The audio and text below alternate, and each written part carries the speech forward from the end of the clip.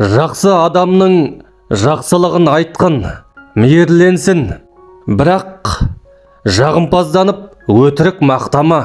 Нашар адамның жамандығын бетіне бассаң да жала жаппа. Алатын кезде алға озып, беретін кезде артта бұғып қалатын. Алғаны мен бергенін жіпке тізіп, санайтын адамнан аулақ жүр.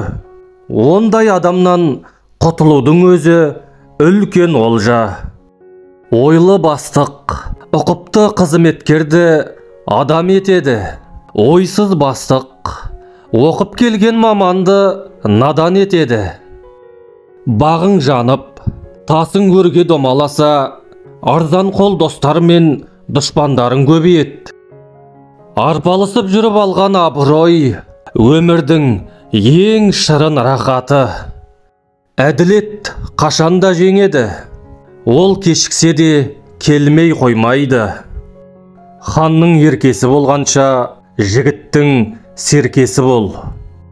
Анамыздың ақ сүтімен бойымызға дараған ана тілімізді ұмыту, бүкіл ата бабамызды, бар тарихымызды ұмыту. Сырыңды ешкімге алдыртпа.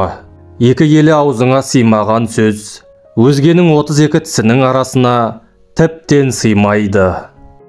Дүниеде баланың у-шуына жетер не бар?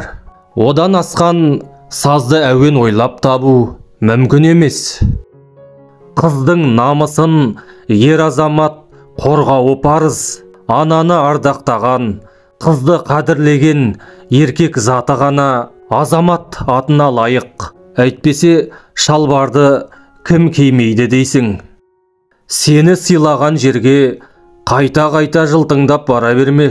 Өз қадіріңді өзің кетіресің. Ғылым білім деген түпсіз тұңғиық. Жұмыр жердің бетінде оның түбіне жеткен жан жоқ. Дегенмен шетсіз шексіз ілім білім жолында әркім өзінің өресі, шама шарқы жеткен жерге бір белгі, шыбық шаншып қалдырса, сол шыбық өсіп, өзінен кейінгіге сая болып, жол нұсқап жатса, есте қалған деген сол болады. Өтіріктің балын жалап, тірі жүргенше, шындықтың уын ішіп, өлген артық.